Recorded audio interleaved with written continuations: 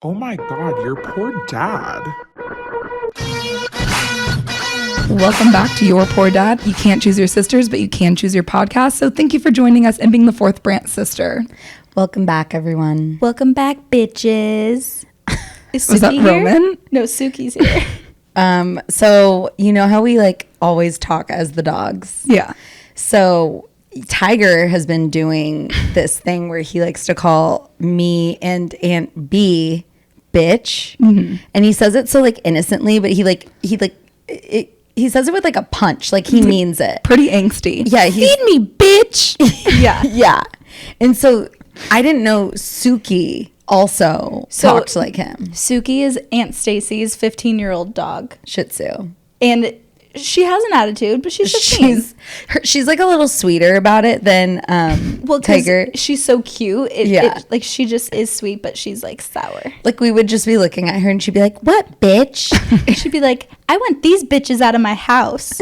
Like it was only really directed towards like me and Jade. Yeah, like she didn't like that we were giving off like youthful energy. Yeah. So she wanted to steal that from us. I think that's like pretty reasonable. It's her house. I know. She's it was 15 GD years old. She just needs some peace and quiet. I know. So anyways, should we just like get into the updates? Yeah, why were we hanging out with Suki?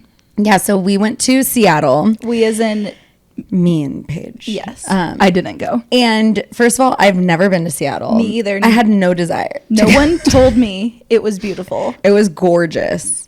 It was truly stunning. So gorgeous. I would love to go. But I have to say, like, you know how Austin's little tagline is keep Austin weird? Yeah. Like, Seattle is just as weird, if not even fucking weirder than Austin, but it's like such a different type of weird. Like, it's like a spooky weird.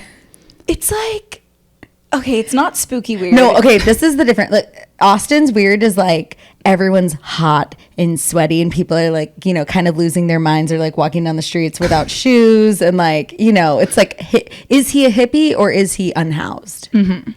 And Seattle was like, is that person overdosing or are they just like hallucinating in the street? And most of the time it was overdosing. Yeah. Whoa. And there was like this girl that, like, this is the epitome of Seattle to me. This is what I took away from the city.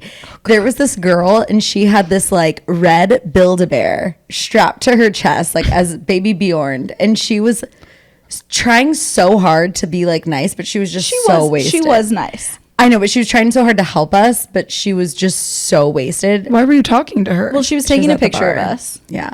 that was the person you guys chose Well, to... she That was the only normal one around, Baily. Like, you don't know what we were dealing with there. Okay, first of all, it wasn't that bad. She came up to us. She asked if we wanted her to take a picture, but then she put her drink in her bear. arm, and then she went to lift up her arm, and the whole drink just toppled over. And I was like, "Oh, we can get you another one." Yeah, but it was like weird vibes. I wonder how bad that it's gorgeous. bear smelled. Yeah, She was me just too. like spilling things on it all day. And Crumbs. like, did you need to have a bear baby Bjorn here? Maybe she did, Clearly. but it was gorgeous. It was really, really nice to see, and Stacy and Paulina had the best time with them. We went on restaurants right on the water. We went to that country club that kind of had that view. We could see like all of the city. Mm-hmm. Flying in, you know, there's some really cool mountains There's like 4 big mountains, not to like bore you guys with geology or geography it's or not whatever. boring, it's But like pretty. it is literally stunning. Like this mountain just literally is like Mount Rainier is just huge in the distance and you're just like, this is gorgeous, but this city is so weird. Yeah, I had the people were a little different, but I loved everything about Seattle minus kind of some of the people. Also, we went there for the Rolling Stones concert. Yeah. So Mom and Aunt Stacy went to see the Rolling Stones for the first time in 1981. So it was really cool that we got to go with them. That they're still alive to do this concert. Well, I thought you were going to say that they, as in the Rolling Stones, are still alive to perform the concert. That's what I said. Oh, I thought you were talking about Mom and Aunt Stacy. I think it's like not crazy that Mom and Aunt Stacey are still alive. Yeah. They're youthful. They're youthful. But Rolling Stones are not. They put on a good show. They put on a good show, and I think it is so telling of like the audience that was there. The main sponsor was AARP. That was so funny. And it was hilarious. And Mick Jagger is literally like 84 years old. I think What do you he's think the 80 or median 81. age 81. was for an attendee at that 60. concert? Yeah. Okay. 60 easily. Like everyone there That's us like weighing it down. yeah, it was much older. But is median like the average? That's the mean, but median just like the middle number. I'm gonna just say average age 60. Okay. Because we were like bringing it down significantly, and still there was like a lot of people bringing it up. Right. But I mean, he runs out on that stage and he has so much energy. Jeez. And it's scary because you're just like anything could go. There's so many things that could go wrong. Well, and it's like, I'm pretty sure didn't they say that he's sober? Like he doesn't do, it's like, what is he eating and drinking during the day? Probably like he probably has like, Like celery juice? no, like stem cells. Oh, right. It's like mainlining. I don't think celery juice is doing that. Like I think this is like Stem cells. this is more like industrial. I mean, whatever he's doing, it's working. Yeah, he It was killed it. such a good show. And then, I just have to say, it really kind of goes without fail. I always get sick, and Yeah. Jade never gets sick. Never. Whenever I could be like licking poles in the airport and I would not get sick. And Paige just like forgets to like cover her mouth one time and like she will catch a cold. it's so annoying. Whenever I came home when we got back, I told Baily, I was like, I either slept with my mouth open on the airplane or I think I'm getting sick. No, Or whatever both. you did to get that sickness, it happened at the airport. I don't think it happened at the Rolling Stones I don't concert. think it did either. And it like is probably pretty gross. Like someone probably sneezed and like a droplet And I went went, into your and you sucked that up. Like you got sick from like direct contact. The thing is, I feel great now. That's so good. It was, it just took me a minute. But whenever you called me, you FaceTimed me, and I'm in bed, you're like, are you okay? I'm like, oh, I'm sick. And I didn't want to was tell like- you because I knew that you were going to be like, you always get sick. No, and I do. Paige and Dad always get sick. I don't know what it you would think eventually we'd be sick enough that we'd, Get Yes. immunity. I have the immune system of an ox. Me and Mom. I was going to say you and Mom, I'm in the middle. like in the middle. in the middle. You like to catch a little cold. I've never taken a sick day though. Yeah, but you just kind of You stay just go and, sick. You stay just sick. like cough on the kids. It's a movie day. No one talked to me. I'm a silent teacher today. I do love being sick though. Like when I do get a nice little like when you get that first like crampy feeling in your back. When you like feel that? Yeah, because then I'm like, oh, I can like lay all day and not feel bad about it. But the thing about laying all day is that makes my aches worse. You know what I mean? Because it's I like love it. my body needs to rest so much, so I lay down and sleep all day. But then the next day when I'm trying to get up, it's like my bones haven't moved in years. I love it because then I like order takeout and I just like really treat myself when I'm sick. It's like really fun. What's your favorite sick takeout food? Probably like some sort of Asian-y soup. I was gonna say mine's miso soup. soup. Yeah, miso soup's really good. I love a dumpling. Honestly, Elizabeth Street Cafe is one of my favorite places to get when I'm sick. That's good. I had we landed in where does the city we live in? Austin. And then Como se dice? Como se dice Austin. And then the very next day, my Purdue friends are in town, and you know how these people from the Midwest can get. Like people in the Midwest, they just party harder. I was cracking up at Chelsea going to get that person's onion ring. Did she know that person? No, she didn't. I need to know how that conversation started. She literally went up to them. I showed the whole thing. She said, "Hi guys, how are you doing? Do you mind if I have an onion ring?" And they gave her an onion ring. And she was like, "But they didn't want to." She was basically like, "Give me all your onion rings." Why didn't she just order her own onion Because rings? we were like waiting on a table, and then she needed an onion ring. and she literally needed an onion ring. This is just like how Chelsea is. Oh my This God. is just. She's so funny. I know. So the Purdue friends, and it's like funny because a lot of my girlfriends, basically all my friends in college married their college sweethearts. And so I know all the guys very well. And it's like we all just like regress when we're together. It's like, when you go home for the holidays and you just kind of regress, like that's what happens. So they're just being like kind of annoying the first night. They have to get like all their little like wiggles out. and like get all their like little jokes out. And it's like Mr. Roberts was there, and luckily he was such a good sport. But they were bringing up like this situationship I had in college that they're all friends with. Oh my God. And they just like think it's so funny to talk about it because this guy, like, apparently he's mentioned something like, oh, Jade's the one that got away. And they think it's hilarious because it is hilarious that he's talks like that.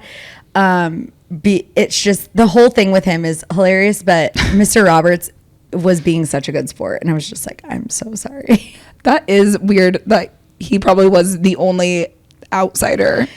Yeah, and it's like a very specific way we party, the Purdue people, because we just like it's good, clean fun. But also, like, you didn't have anything else at Purdue besides drinking. Just drinking and your friends. It's not like that's all we had like was each other. In Austin, there's the city. You know, you're kind of going around. You can go float in San Marcos, like whatever. It's such a different. It was just you guys. It was just us in the middle of nowhere. You had to entertain yourselves. Yeah, and it's not like we had like plenty of bars to go to either. We had literally 4 bars on campus that we had. So it was like we all were together constantly, and we all knew each other's families very well. So it's like we're very like a tight-knit crew, but also we regress, and that's where Mr. Roberts had to deal with that. So like the boys, they get on the scooters. They think the scooters are like the most fun thing ever. Like they think of it more as like a game versus like a mode of transportation. Where do they live now?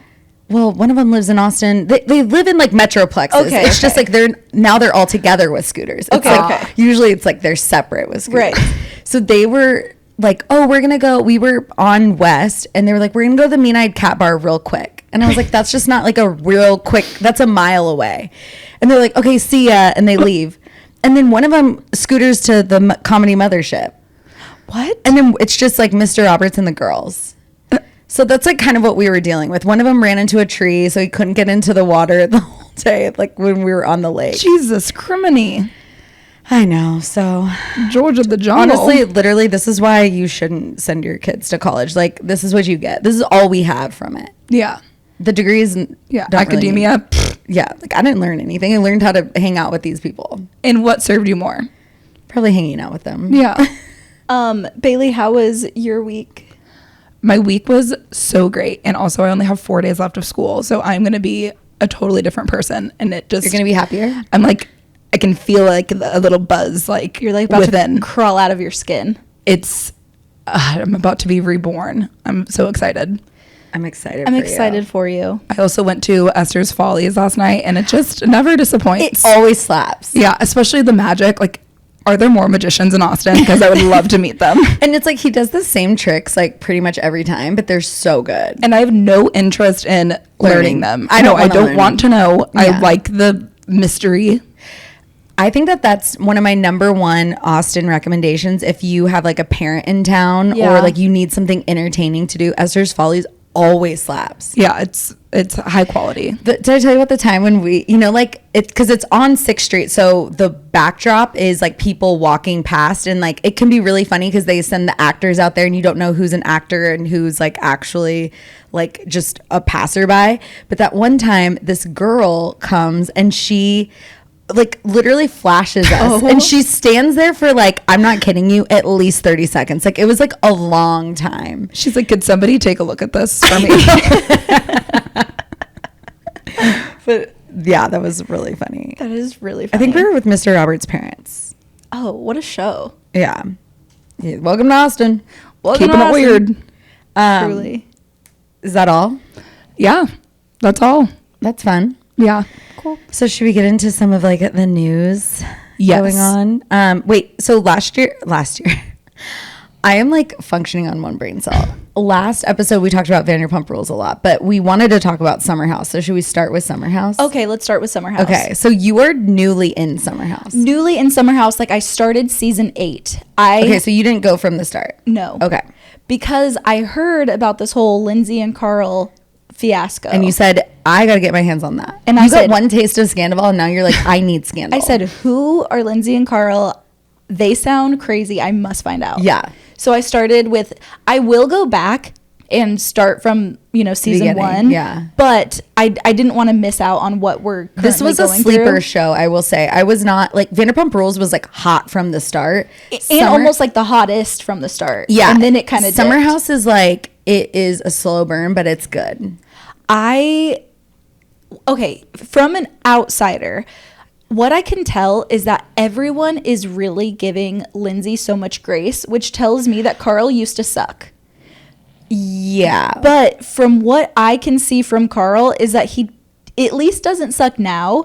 And so I'm finding it hard to believe that everyone is so much on her side. This new season. This new season. Okay, the thing is though, like Carl didn't used to suck. He's always just kind of been like consistently mid to me. Well, I think when I say suck, I mean like as a boyfriend. He's never really had a girlfriend. Oh, okay. He was like in a situationship with one of the girls. Wait, so how long has he been with Lindsey? Only like a year. This is very new. They were together. They tried to date before. They broke up. Then they got back together last season. Did you watch last season? No. Okay, so last season. I'm fresh. Last season, they freshly got back together. They were like moving in together. They were moving really quickly, and then they got engaged. And that's why everyone was like, "Wait, what? Like this is So kind of when do you think that this season was filmed? Because like last year." well, because at this point in the show, their wedding is in like 3 months. I know. So like It they was had a last short year. engagement. No, they got engaged the season before. Oh, and then okay, they were okay, okay. engaged, and then this was filmed last year. They were supposed to get married like in October and November in Mexico, Okay. but they broke up. That didn't happen. That didn't happen, clearly. Uh-oh. But my thing is with Lindsey, like here's my whole take on the Lindsey Carl situation. I don't think either of them are right. Like I see people on the internet saying team Carl or team Lindsey, or I really see what Carl is seeing, or I really see what Lindsey's seeing. I'm like, I just see two people who are terrible at communication and who want such different things out of life 100%. and need to be like, when they're going through hard times, they both need such different things that the other person is not only not able to, but unwilling to give that person. I agree. Like I see two people who could not be like less compatible. And I don't think like Carl's 100% in the wrong, and I don't think that Lindsey's 100% in the wrong. I think for me, Lindsey like is somebody I would not want to be close to as a friend or a dating partner with her, because the way she like hits so below the belt and then gets so mad when he hits below the belt, and I'm like, you both fight like this. He just isn't screaming. I also think that it seems like for both of them, they're so annoyed with each other that it doesn't matter. Even if the other one could hear what the other one needs and wants and could give them that, it wouldn't be enough, because they would find something else that's like, well, you're not doing it right. Yeah. You're not like they just don't like each other. Yeah. Like when I first started watching, it was like episode 1 or 2. I was like, she hates him. Literally. Like the way she talks to him, she's like, she hates so him. fucking mean to him. She's so mean And to then him. I think he's resentful of that. And I really didn't like, in my opinion, you might have different thoughts, I really didn't like the way she was kind of like weaponizing his addiction. Well, I think that there's a couple different things going on with that. Like, so number one, I think when you are with somebody who is in recovery, as Carl is, you are constantly wondering if that person has relapsed. Mm-hmm. And any sort of like signs you get that are just like different, you're like always on guard. So I really think that she should have been given a little bit more grace in that situation. However, I do think she was using it as an like as a what's the thing? What's the word? Ammo? Yeah, like ammo in her argument. Well, so I kind of think, again, new season for me, but they said, oh, this is the first summer that all of the girls have gotten along. And so for me, I'm wondering if she came in, because it was the first, their first weekend that they were there is when she started coming in hot with Carl. Yeah. And I'm wondering if she was just feeling uncomfortable because of not knowing how it was going to be like with the girls and with the dynamics in the house. Yeah, because last season they fucking hated her. And so I feel like she's really like insecure and nervous going into that she's just on edge. And instead of being able to recognize I'm the one that's uncomfortable and so I'm on edge and I might lash out at you, like she's like, what are you on? What are you on? I know you're on. And it's like, he didn't even, like that first argument at least, like he's like, I didn't even do anything. Yeah. He's like, she was mad that they were in like a different car. Yes. Like that was wild. And then a lot of the same thing she keeps saying over and over again this season is, I'm not allowed to have any emotions. I'm only allowed to be happy. But I think what she's missing is that when she does have other emotions, she's so aggressive and mean and angry and loud. And a lot of people don't react well to that. Like, I don't like when people yell at me and I'm like, I'm not doing that. Like, I'm not going to yell back at you. Yeah, I think that they both just need to start fresh with somebody new. Yeah.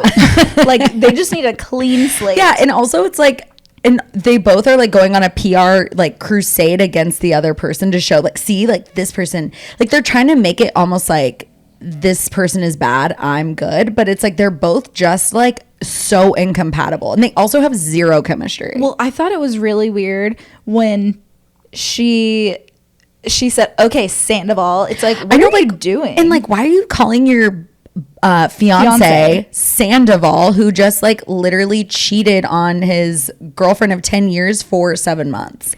Like, you're calling your fiance that.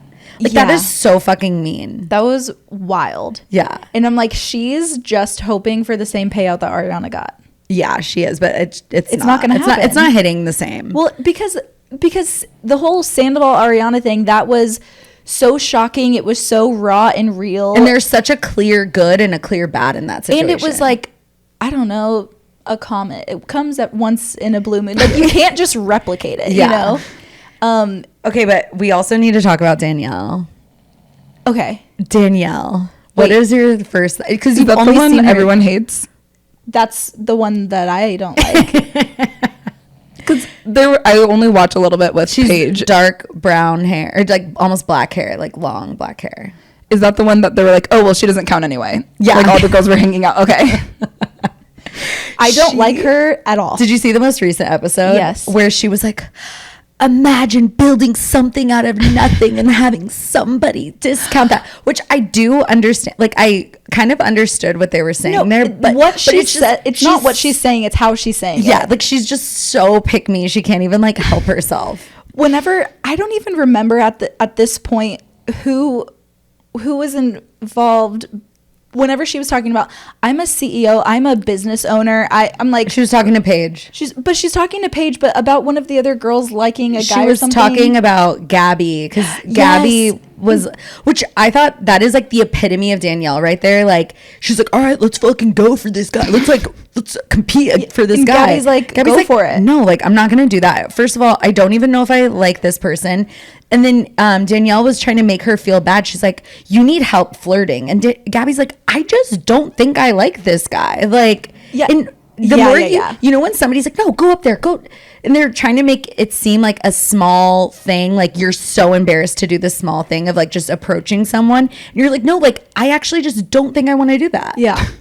I just don't like that guy. And then the more she eggs her on, the more like the more she has to dig her heels in and say no, which makes her look like she's being lame or something. And it's like you hurt your friend's feelings. Like, that's like your best friend. You hurt your best friend's feelings. Like, you should feel sorry for that. Well, I don't know. Like, I talk to my coworkers like this, or my employees. Like, I'm a business owner, and it's like, why are you saying that? Like, this is a friendship conversation. Who gives a shit if you're a business owner? Yeah, like, you clearly hurt her feelings. Go say sorry, or be like, we should talk about this when we're not drinking. 100%. Just one of two things. It was so weird in the way that Paige read her to filth. I love Paige. I love everything about Paige so much. Also, Danielle was mean to Amanda too. She's just Danielle's just like, she's just not. I hate to use the word girl's girl. But, like, she's just not a girl's girl. Like, she does not know how to communicate with women. But she also, like, tries not to be. Yeah, like, it's like she's actively trying not to be a girl's Which girl. is why she's picked or me. to relate to the women. 100%. Also Kyle and Amanda, like I love Amanda, but like this relationship has been the exact, like they've never had a good season. Like they're literally always fucking attacking each other. I was wondering about that, and I don't know if he's just like a masochist or like what is like. I don't understand. There's something, I don't know what. Well, in the whole like conversation they had about Amanda's like imaginary like passion project was so strange. First of all, there's two strange things happening. First of all, I think it's weird for Amanda to like he's building his company in hopes to sell it someday to make them a ton of money, and like she is a very, very talented like graphic designer, creative direction. Like Loverboy is so cute. For her to be like, oh, and I want to add another business to this when I'm not even like 100% in this business would be very frustrating if I was Kyle. But also Amanda coming to him being like, I want to do my own thing. He just immediately shuts it down and doesn't even like say like, hey, let's like get Loverboy to this point and then I'm going to help you with this. Like it was just like, no, I'm doing this, you're not. Well, I think that was the piece that's what's so frustrating is that he just shut it down immediately. Yeah. And because from what she's was saying is like her identity is Kyle. Yeah. Everything about her is I'm Kyle's wife. And I think that's starting to weigh on her, and it's like she is talented. I do like the branding and all of that, and if that's all her, that's amazing. Yeah. But I do agree that they've invested so much into this business.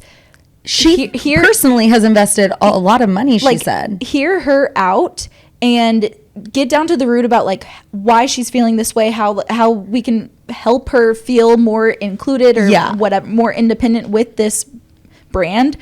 And or like you said, let's wait a year or two, get Loverboy to this point. Give her a plan. Give her like that's what I think if she got that kind of response, it would have been thoughtful enough and it would have meant a lot to her. Yeah, 100%. I think so too. Because she's not like unreasonable, but also these two don't fight well together at all. They like fight so nasty. And then there's Danielle in the corner, just like literally, of course she's on Kyle's side. Yeah. Like, and Paige said this, I think, in one of the episodes where she basically said like, this is how Danielle treats the women in the house. She's just like not supportive of the girls at all. We're like, I think Paige does a really good job of being friends with the girls and the guys. Yeah. And also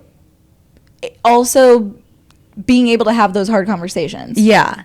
Which like, I think there's, because I think Paige is a girl's girl where her friendships with the girls do mean more. And Danielle like does not feel that way, which like leads me into Sheena.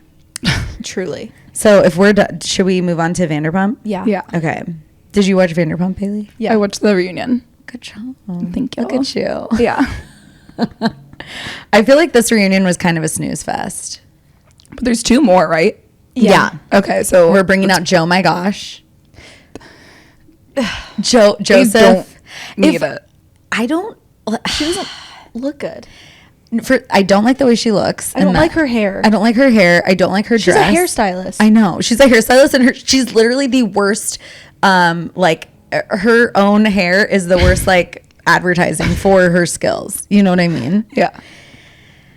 And it's just okay. Like if a guy is calling you Joseph, he likes you as a friend.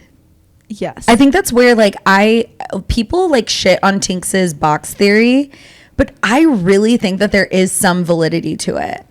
Like people calling you Jade Leno. Like that guy doesn't want to fuck me. Yeah. Or date me. Just a friend. I'm a friend. Yeah. For sure. Like Joe is in the hookup box. Like she's lucky she got to the hookup box. Yeah. Well, she only got to the hookup box because she really hung around. She literally hung around on his couch. She was couch surfing. On his dick. Yeah, on his But I thought that, okay, so the big thing of this episode was basically Katie. It came out that like Katie had kind of confided in Lala, saying like she was annoyed about some things with Ariana. And then Lala brought it to producers because she's like, this is what's going on. And Katie didn't want to talk about it on camera, which I there's like two things that I think are, I keep saying that this episode. There's like two things that are, I feel for Katie not wanting to talk about this on camera, because it's probably something that you just needed to vent out, and then you're not upset about it anymore, so you don't want to like give that more life. Mm-hmm. And it almost felt like Lala was using their sandwich shop as drama for the show, which, like, in Lala's defense, we have been doing that with Schwartz and Sandy's and Tom Tom for the last however many seasons. So like, it only makes sense to talk about that stuff on the show. Okay, but also, it's really not fair that Lala, I understand for legal reasons, cannot talk about her personal stuff, but just because, like, she can't talk about her personal shit, so she wants to make sure that like anything that she's somewhat minorly involved in, she wants to talk about it. Yeah. And it's like, you can't talk about all of the things going on with you. Like, I think it's okay, especially these are real friendships and businesses that they have going on, and it's been a really hard year for Ariana. Yeah. Like, it's so normal if I'm mad at you about this podcast and I want to vent to Baily and it's like, Jade's so annoying, like blah, blah, blah. It's like, I don't need to say like, you're so annoying. And also, I don't want to hear that either. Right. And then I can like vent to Baily and be like, okay, here's what we need to do, which is what I think Katie was doing. It's like she was venting to a friend and then being like, okay, Ariana, so when can we open the sandwich shop? Exactly. Like, and it's really like, if I were Ariana, I would know that Katie was frustrated with me, but I would also know I don't want to hear it and I don't want to talk about it. Like, and what is bringing that up on the show? Oh, well, you called me and you were bitching that you were frustrated that you didn't get enough notice for her going to Broadway. Okay. Yeah. Okay. There it is. So now you're only piling more shit onto Ariana. Yeah. What's the point? Yeah. I feel like Katie and Ariana handled it fine though. Like, I think they were. Yeah. Cause Ariana's aware. And it's just like, shut up, Lala. It doesn't matter. She's always like, oh, like, hold me back. Like, I can't talk about my stuff. Like, I totally would. I would say everything if I didn't have all this. So, like, this is the job. We'd all agreed to be on here. We're supposed to say everything except for all of my stuff. Yeah, exactly. Yeah, I know. I didn't like that. And then I thought it was funny, like, when they made Tom talk about, like, the comment he made comparing Scandival to George Floyd and O.J. Simpson. And like, he was literally about to just step in shit again, and then James was like, be careful. He's like, could you be any dumber? Yeah, like, literally, could you be any dumber? Jesus. Like, I just think he has had media training though, because the way he's responding is so different than he has been, especially when he was on Watch What Happens Live this past week. He was like sounding very normal. And he usually is stammering over his words. He's trying to like bring it back to why he had the affair. And he was like taking accountability. And I don't think it was coming from a place of therapy. It was coming from a place of like, I hired a good PR Memorize person. These sentences. Yes. Oh my God. Ariana's really good at answering those kind of questions too. And I think Ariana's like media trained. Yeah. Well, if you're in a scandal like that, that's probably the first thing you want to do. Get some media training. You're going to be asked a lot of questions. Invest in it. Honestly, it will do wonders for you. Twice a week, have these practice role-playing scenarios. And I think he doesn't realize how much he made Scandival even bigger by his reaction to it. Yeah. Like, he should have gone and just been like completely silent for like a couple months and then came out with like an even bigger interview. Besides like Howie Mandel. Sorry, Howie. But well, and it's just like, he could have gone on Call Her Daddy before for Ariana. Sure. But the way he's like talking about Raquel now, it's just like, shut up. Yeah, like you too late. Truly too late. And he's like, I just can't believe that she's bringing Ariana back into this. Like, that's not, you can come after me, don't come after Ariana. And I'm like, shut up. Like, shut up. Literally. I'm really excited for part 2. Me too. Speaking of other men who are just completely trash and like keep saying the wrong thing. Butker? Yes. Oh my God. That, okay. No. Just like seeing his speech, because I like watched, I think, all of it. Mm-hmm. And people are like, people are taking this out of context. No, like, literally the context. Actually, the clip that got the most viral views is actually not the worst thing he said. So, like, we're not taking anything out of context. Like, he meant what he said, and he said it with his whole fucking chest. Yeah, and like explained it. It was a dissertation on why women should be mothers, and that's it. Yes. And of course, this girl that I follow, she shared this video of a person who's like trying to defend what he said. And it's funny because she, in this video, is trying to make what he said sound better. She's like, why is it so bad for us to put family at the forefront as a society? Like, we should be working in order to support our families. Like, I was like, that sounds great, but that's literally not what he said. This is what he said. Clarifying, everyone is taking what I said out of context. All I said is that we should go back to a better time, like the 50s and 60s, when men were men and women had more babies than thoughts. When the only Me Too movement was one woman saying she was ready for her fourth child and another woman agreeing. Okay, but is that a real statement? Because I was trying to find the source of it and I couldn't. Someone said that was a fake statement. Oh my gosh. Well, let me keep reading.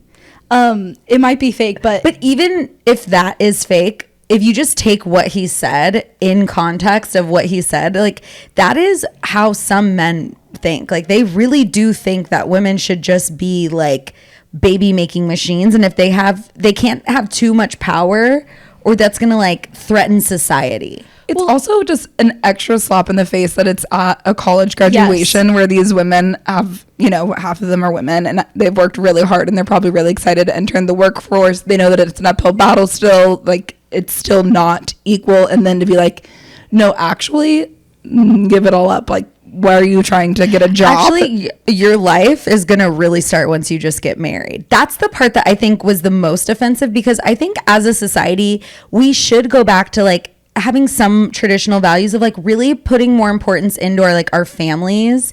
And like, I think that is a good value to have, like really cherishing our families over just like, anyways. But I think it's the fact that he said that life begins when you have a baby. Yeah. Or like when you're married. Mm-hmm. That's when it was. Like, because in families, when I say families, I mean like investing in like your actual family, like, and your friends can be families, like work-life balance. Yes. Pretty much like taking care of each other instead of just ourselves. I think that's what I'm trying to say. But I think the thing that offended me the most is when he said your life starts when you become a wife. Well, and because I think it took, even still, there's still so much like inequality with men and women in the workplace, but like women have had to work so hard to even get where we are in our careers and opportunities and everything that we have now. And a lot of women do still want to have families and want to still have children. And it's that delicate balance of, okay, can I do both? And that's what I think we need to be supporting. It's like, if you want to have a family and a career, amazing. Mm-hmm. Like, what can we do to support that? It's like, it's not, if you don't want to get married, if you don't want to have babies, and if you want your career, that is totally okay. Yeah. And it's insane that those people, their lives haven't started yet. They're just walking around like zombies. What do you mean? Yeah. Also, it might be a good time to, I don't know if you guys know, but there's a women's strike on June 24th that people are trying to not work, not shop, not go to school, just to show like an impact on what women are actually doing in society. It's summer break for me, so it's really easy for me not to work. So I'm going to be participating. That's interesting. Yeah. I mean, we've built our society up to where you kind of need a dual income household if you are going to have a family. So for him to just like completely shit on these women who are trying to get a career to support, I'm sure, their families and themselves. Yeah. Like, and if he wants women to just like shut up and be wives, then he needs to tell the men to be fucking men and like start treating women with some respect, because the way men have they've treat women in the dating world, in the modern dating world, is trash. It's like, it makes us have to be so independent because you can't rely on a lot of these guys. Yeah. Yeah. I just thought there were so many things, that he said in that statement, in his speech, that there was a lot of opinions in there about, you know, like gay rights, LGBT. Oh, that was like a whole other. Biden, like there was so many things. I don't know if these speeches need to be like approved by someone. I know, we should probably get them beforehand, approved. But like, I know that they obviously, you know, reached out to him, hired him to do this commencement speech, but like, whoa. Like it was a lot of opinions on, it was a lot of him forcing his own opinions down these kids' throats. It wasn't like inspiring by any means. And I think that's the thing. People are saying, well, this is a traditional Catholic college. These are, everything he was saying were traditional Catholic views. Okay, whatever. But he's also an NFL player. Like, he represents a really huge organization. Yeah. I mean, the NFL had to come out and they were like, these are his personal views, not ours at all. But you represent, you know, like we represent our family. If we, like, he represents his job. There's also many ways people do it all the time, politicians, to just disguise it a little bit, read between the lines. A little bit. Like, I'm so excited for all of you guys to embark on your careers, and you've worked so hard. And also, I'm going to remind you that, like, none of it matters. But it didn't have to be the main point of his speech. He could have still imbued all of his Catholic beliefs, whatever, without it being the point, spelling it out. You wasted your time. Just be a mom. Yeah, that and the fact that he didn't address the entire room of like saying, you know, careers are great, but like family is more fulfilling. Women. But it was like he put the burden of the family on the woman. And it's like there's so much pressure on women to like, we are the problem. We are doing things wrong. We are like Bumble's campaign. Like it's almost like women are, because women don't want to have sex randomly with random people. And that is now our problem and not like the men's problem. Yeah. Like maybe you should treat us better. Like why aren't you telling the men to be better humans? And he quoted Taylor Swift. Oh, you mean his teammate's girlfriend? His teammate's girlfriend. Again, like reducing down like reducing Taylor Swift down to Travis Kelce's girlfriend. My teammate's girlfriend. Yeah, my teammate's girlfriend. What does this mean, Survivor? Oh, Applebee's meltdown. So Survivor is, it's kind of a weird, a little bit boring season. All the people kind of just seem like it's a sleeper season. They ended up there. They all think that they're so smart though. They're all trying to get credit for their big game plays and their big moves, and they get so mad at each other if they all get the same person out, but it's like, I wanted to pull the blind side. They're very annoying. Okay. And also weird. And also Liz, whatever her last name is psychotic. Okay, and is the epitome of just sticking around for no reason. So there's this girl Liz, and the reason this is a sleeper season, but this woman is unhinged. She's allergic to everything, okay? So she can't eat the coconut that they normally eat. They didn't get rice like they normally do. They didn't win that challenge. So this poor woman has not been able to eat. And she keeps talking about, like, I haven't been able to go to the bathroom, do, like, a BM in, like, 3 weeks, right? She calls it a BM. She calls it a BM. So it's giving everybody poops. Yes. It's giving everybody poops. But so then Applebee's really... They're in Fiji, okay? Applebee's decided we're gonna sponsor this episode, and so the winning challenge was 3 people got to go eat a feast at Applebee's, and she's like, saying, me and my daughter go to Applebee's every Wednesday. I always get this burger. She's really laying it on thick. And before the challenge. That's why it's important. Yeah, she's like, I can't believe Applebee's is sponsoring it. I love Applebee's. And she reminds everyone, she's like, I can actually eat Applebee's because I'm not allergic to anything in the burger. And I haven't eaten in 3 weeks, reminding everybody, whatever. So she doesn't win the challenge. Someone else wins. And they say, okay, who are you going to pick? They don't pick her, okay? And Jade. The meltdown. As soon as they don't pick her, it is like, are you kidding me? she has a screaming fit on TV.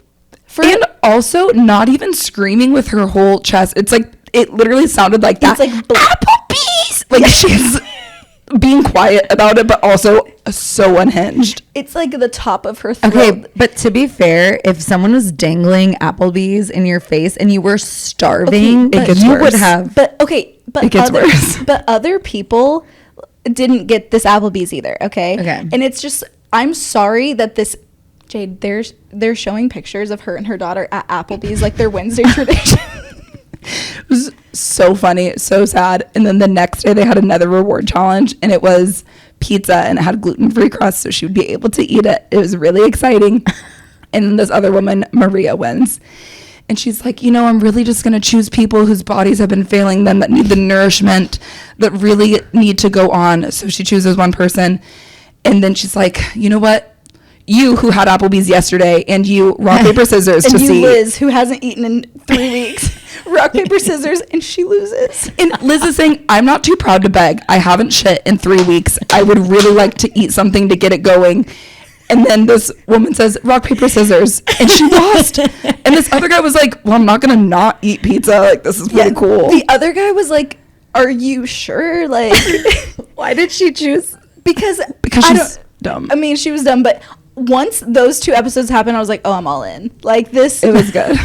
Like, this poor woman. And then the episode after that, she finally pooped, and she told everyone. Yeah. And it's just like, We're happy for this. her. We're all watching this, okay? So many people are watching this, and I'm just obsessed with, like, Could you even imagine what you would say, what would fly out of your mouth if you hadn't eaten or pooped in 3 weeks? I would be the exorcist, or I would need to be exorcised. No, I would would leave. I would leave the island. She didn't get Applebee's, and then the next day she doesn't. Oh. She has to rock, paper, scissors. Jade, also with the Applebee's, because it was such a feast, the burger came with, and none of them ate the burger. And they told her that. And they told her, they said we were so full by the time that course came, none of us could eat it. Oh my god! They said we took a bite and it was really good. I was like, why would you say that to her? Why did they say that to her? Because, I don't know, she's weird. They probably like that they have a little underdog. And one That's of the so guys funny. obsessed with Taylor Swift. Really? Like, Does he talk about it? He talks about Taylor Swift every single episode. Oh my god! In one of the days to pass the time, there's this other guy who is a musician, and he really likes Metallica, and he said, the Taylor Swift guy said, okay, let's play a game. Let's just go back and forth and just say, I'll say the name of a Taylor Swift song, you say the name of a Metallica song, and we'll go until we can't go anymore. And it's Taylor Swift. She has so many songs. Yeah. And so this guy just crushed the other guy. They It's went dope. on for like, I think they each got to like 106 or something. Songs? And then the Metallica guy was like, I'm out. Like, I don't know anymore. And he said, could you, just out of curiosity, could you keep going? And he said, yes. And he just continued to rattle them off. And I'm like, he was just going album by album, just like, The more shocking thing was the last episode we were watching, he was like, oh, and I'm going to get a letter from my girlfriend. Shocked. I didn't know that this guy that was obsessed with Taylor Swift had a girlfriend back home. You thought he was going to say boyfriend? Yes. And you know what? Good for him. Good for, what's his name? Him and Judy. Is it weird if a guy Charlie. is straight and is like that obsessed with Taylor Swift? I think people get to be obsessed with whatever they want. I think that That's a I very made diplomatic some answer. assumptions that maybe I didn't need to, but I am just being honest. I was shocked. What's his name? Charlie. I feel like Charlie, no offense, but I thought you were a homosexual. I thought you liked wieners instead of Judy. instead of Judy's. yeah. If a guy knows over 100 Taylor Swift songs, Well, he could be my best friend. well, he could also be bisexual. Maybe. Could be. We Yeah. don't know. Or we his- don't even need to label him. He could probably just like whatever he likes. Yeah. And he does. Anyways. Yeah. And it's Taylor Swift. Paige is scared. She's like, please don't get us canceled. Okay, do we want to talk or do the stories before we depart? Sure. Hold, please. First, I just really liked this 5-star review somebody left us. She was really excited. She said, yay, I'm so happy the pod is back. Missed you guys so much. Just don't ever do that again. I was so lost without my sisters. I wound up pregnant. That is hilarious. I don't know if we should say I'm sorry or you're welcome. Yeah. I mean, she has a surprised, a laughing, and a like loving emoji after. So I think that she's gone through all the stages of surprise. Just don't ever do that again. And that's a good time for us to say, we do this podcast for free for you. So just like throw us a little 5-star review. And also throw us some stories. Yeah, throw us some stories. And also send this to like 3 friends. You have 3 friends. The reviews don't need to be anything about what you like about us. If you have a pregnancy announcement you just want to share with us, what better way than to send us 5 stars? Exactly. Like, I'll definitely see it. Okay. Are you ready? I'm ready. Are you ready for it? Sisters, I wanted your opinion on some things. First of all, I want to state I feel like I'm a very good tipper. I tip well at restaurants, previous bartender and server, when getting my nails done, getting a massage, all of the things. But today I went into a tanning salon. I know it's not good for you, but my wedding is coming up and I don't trust spray tans the week of my wedding. Anyway, there was a tip jar on the counter at the tanning salon. For what? I feel like tipping is just getting outrageous these days. Everyone expects it. What do you guys think about that? I do think it's getting a little outrageous. Yeah, like when I was at the gym the other day, I bought a Celsius that I got out of the refrigerator, and I just brought it to the cashier, and she like turned it around for me to tip her, and I was like, what am I tipping? Well, whenever we were make me coffee. When we were at the Rolling Stones concert and I was buying the merch, she flipped it around and it was automatically on, I think, like 15% to tip. And I was like, because I did feel like I wanted to give those people something, but 15% was kind of a lot of money. Yeah. And I'm like, can I enter my own amount? She was like, yeah. And I gave them like $2. Yeah. Because it was like a little something, like if, I don't know, I'm like, I'm not giving you 15% of my entire purchase. Well, and I think like the whole point of tipping at like restaurants and stuff is because those people are not being paid minimum wage, and their tips are adjusted for that. Right. And they are doing so much. They are serving you. It's a service. Like just being like, you can think of those people at the Rolling Stones concert who were working the merch tent as like retail. Like, yeah, like they're getting paid. Yeah. And like the tanning salon, like, I mean, I get spray tans at a tanning salon. I would not tip. Yeah. I also feel like there's no harm in putting out a tip jar. Maybe I'll put one in my classroom and just see if people put money in it, but I'm not expecting it, I also, Esther's Follies last night, I bought 2 beers and it was $16. And I don't know why I decided to tip $3, but I could not stop thinking about it because that was less than 20%, because I should have just done $4, which I normally would do. And I haven't stopped thinking about it. Well, and that's such an odd $19 instead of $20. That's such an odd number. I don't know. I did it. It's okay. I think you're fine. It's what I did. Okay, but that brings this listener to her next dilemma. Wedding vendor tipping. I'm getting such mixed advice. Let me preface this by saying we live in a very small town, so I don't know if it would be the same as a bigger city. But I obviously tip the caterer when it comes to the DJ. But when it comes to the DJ and the photographer, they are businesses owned by that person. The DJ is almost $1,500 and the photographer is almost $3,500. We are paying for that specific service and it all goes to that person. Is it required for us to tip? And if you do you tip like 20% like at a restaurant? Help. Okay, so when I was going through this, I kind of got that advice of like, if it's a business owned by that person, like a DJ or the photographer, don't tip. And I think because they make their prices. That's what I was thinking. But like the caterer, I did tip because they had service like come along with it. So I tipped on that.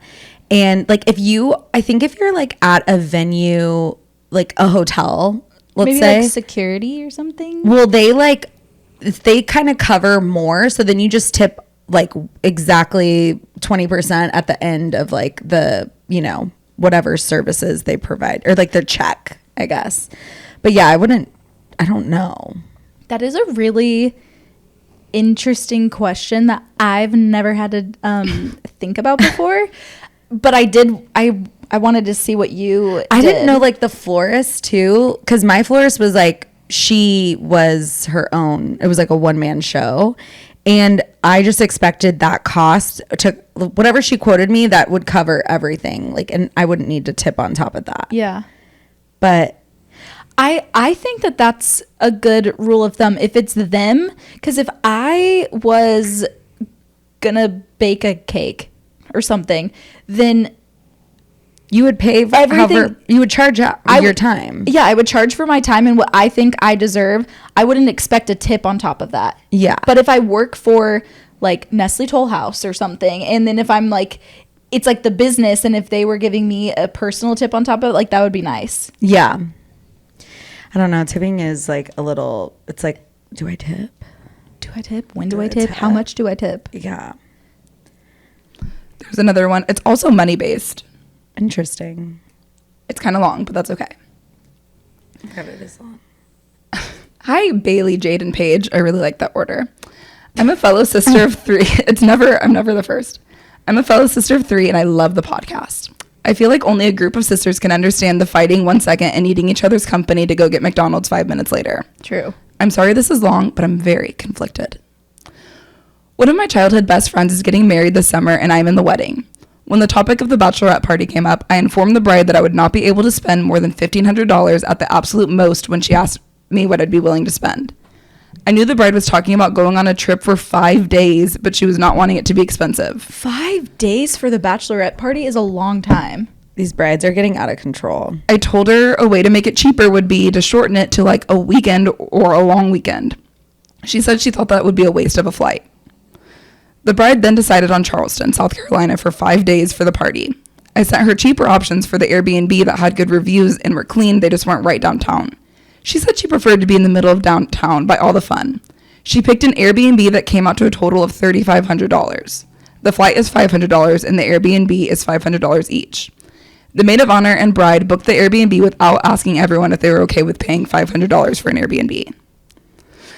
With the added cost of food and drinks every day, as well as a rental car, Ubers after drinking, and fun experiences, I would be well over my $1,500 limit. I then told the bride I would not be able to go because I could not afford it. My boyfriend and I have a lot of expenses, including rent, utilities, $1,800 a month in daycare for 2 kids, and attorney fees. Yikes. Last year we went... Sorry. Last year we went to court to get primary custody of my boyfriend's son, and we were still paying for the attorney. I'm not laughing at that. I'm just laughing at Yikes. I also have student loans, and formula is $50 a week. My boyfriend's son does not pay... The story's giving me anxiety. My boyfriend's son's mom does not pay child life. support. So all the son finances are on us, which we are fine with. The bride has never had to pay for anything. She got a brand new car as a college graduation present, which is paid off. Her parents paid for her entire college. Her dad has $20,000 saved up for her in her savings account, which has accumulated over the years. And she only just really last year started paying for her own gas when she got her first big girl job. Her own gas. There's a little bit I of feel resentment. like we know way too much about the bride's finances. When I told her I would not be able to go, she blew up my phone calling me and begging me to go and offered to pay for me. I said I was not comfortable with that, and she begged me to go until I said yes, but I would not be able to pay for the Airbnb until March as we rent and we're moving and we're paying for 2 places at a time. I don't know. She said that was fine. March came and we had a surprise expense pop up. My boyfriend's son's mother's mom. So baby mama's mom, we'll call her Tina, paid our attorney retainer fee of $4,000 to take her daughter to court. Okay. I'm going to skip all that. There's a lot. Okay. Oh my God. Yeah, this is way too much detail. She told the bride all of this, and she said the bride said that this girl still had to pay for the Airbnb because the other girls were counting on her to pay, and everyone else has already paid. I told her that from the beginning. I told her what I was able to pay from the beginning, and like she willingly went over that. And I sent her the cheaper options, and she chose the most expensive one. So pretty much, this is the longest story short. The friend, our sister, said, hey, this is what I'm comfortable spending. The bride went way over. Well, and now the bride's pissed because she's saying our sister can't go. Yeah. And the bride is saying you still have to pay, which is, let's say, if the bride said she could pay $500 for the Airbnb or something, the bride's asking for more than $500. So now our sister's, I think, asking, should she have to pay it all? I think so, yeah. Or she's saying, am I the asshole for not wanting to pay for a trip that she's not going on when she had a pretty clear financial boundary set? Well, I think if she's not going on this trip, but she had already said yes to it, and they were kind of factoring in her portion for the Airbnb, you kind of have to just pay the $500 and call it a loss. But the thing is, she said from the beginning, I can only pay for a place that's like $500 at most. The bride then chose somewhere a lot more expensive. So no, that it is $500. The Airbnb is $500. Yes. So the flight is $500. The Airbnb is $500, and so this girl's budget was $1,500. Oh, okay. So just the Airbnb and the flight were already at $1,000, and she knows that there's going to be easily $500 for the rental car, the Ubers, the drinking, the food, whatever. But as soon as the bride said how much it was, she said, I can't go, right? Yeah. But then the bride begged her to go, offered to pay for her, all that. To which I say, wait, so then why doesn't the bride just pay the portion of, if she already offered to pay for her to attend the thing, and if she's like, I cannot afford this, then I kind of don't think it's totally unreasonable for the bride to have to I think you have to have like instead of like having this like feeling, I think you need to like come to the bride and just talk to her mano y mano and just be real with her. Like, look, this is my financial situation. You don't need to get into like all the details. No, it sounds like she has done that to the bride. That's what I'm saying. She said that she talked to the bride and told the bride all of her financial things, which is why she can't attend. Every single bachelorette party I've been on where we've got the head count and said, okay, yes, from the start, if one person has pulled out, they've paid their portion. Yeah. And I think that's kind of fair. Like, because she did say yes, that she would go, despite all the other stuff that went on. Like, you kind of just have to, like, call it $500. Just the Airbnb. Yeah, just the Airbnb. Like, what else would she have to pay for? Nothing. Yeah. Hopefully nothing. And she did mention in the last paragraph, there was many paragraphs, that they were still in the window to cancel the Airbnb. But I also think the bride isn't in the wrong for choosing the Airbnb that she wanted in the area she wanted. But the other thing that she included was this girl was the only one that was going to be on the couch. Yeah. And it's like, and so it doesn't affect like all of the other girls like get beds. And I honestly, unless I was the one that volunteered for the bed at the same rate, that does suck. Yeah. No, it does suck, but I think it is what it is. This is like friend tax, and it's expensive friend tax, but you've already said yes, and maybe the bride will work something out with you if you say, hey, like, can I just pay like $300? That way it's like less $200 spread out between as many people. I also think that this bride is a really bad friend. And if that's... It sounds like they're also really young and they don't know what they're doing. Yeah. Like, they sound like they're 25. Yeah. And this is some bullshit that would happen when you're planning a bachelorette at 25. Like, you don't run into these problems later on. Yeah. I've been on like 5 million bachelorettes. I've seen like so many different types of drama around this kind of stuff. And it does suck as someone who's planned it to have someone say, yes, they're going, and then giving everyone like a price and settling on something and having that person back out because of budget. It's like, no, I totally agree. I just do think the added piece of the bride saying, I hear your financial things, like, but I really want you to come, so I'll just pay for you. And then when this extra expense happens and it's like, whoa, I really can't come now. And it's like, okay, fine, but you still have to pay your portion. It's like, fine, I will. But also, you were just offering to pay for it. You know what I mean? Like, that is a little weird. I think this circumstance is just interesting. And I think the bride is a little caught up in herself. Yeah, and I also think that most of the people, well, I don't know any of these other people, I'm guessing, but it would be an $83 expense if I knew there was all this strife happening between you guys because Paige couldn't afford to go and you were making Paige pay and it was causing all the stress. I would rather just pay the $83 as like a third party person, but I also don't think that's an appropriate, I don't know, it's tough, and it's like definitely gonna impact that friendship. Also, like, you're in a lot of financial, like, entanglement with your boyfriend, and I would, like, not get so entangled with that person until I had a ring on my finger. Yeah. Not that Sounds that's like they anyone have in my like their business. family and stuff. They have 2 kids together and like his kid. Do they No, have I 2 think kids? that I it's think just his kid. the boyfriend's kid. I didn't hear 2 kids. Oh, I thought they had 2 like daycare expenses. No, they just have the daycare, Oh. right? I don't know. There's definitely the boyfriend has a daycare for kid. 2 kids. Yeah, Yeah, so like one for like maybe one of theirs and then one of his. yeah. I mean, anyways. Anyways. All right. Well, Good luck. Good luck. I hope the wedding's fun. If you're still going. I would love to hear an update. I hope everything went well in court. I don't know. That sounds so stressful to navigate. I know. don't even know how to talk about it without Yeah, making a joke. This is the last thing that you should be worried about. You have like a lot of other things on your mind. I would just tell the bride, like, I can't go. Like, ideally, I would not have to pay for a trip I'm not going on. But if you're going to here's make for the me, Airbnb. just know I'm going to court, and this $500 could really be very much used in this situation. Your dad has $20,000. Can't you just pop $500 out of that? Yeah. Yeah. And you know what? Maybe it's for the best. Maybe you don't have to go to the wedding anymore. You don't have to like get childcare, transportation, all of that. Maybe it's, I don't know. You have to weigh if you're willing to pay that friendship tax. Yeah. Oh my God. Okay. Well, make sure you guys write in more stories to us. Advice stories, just stories, situationships, and leave us a review.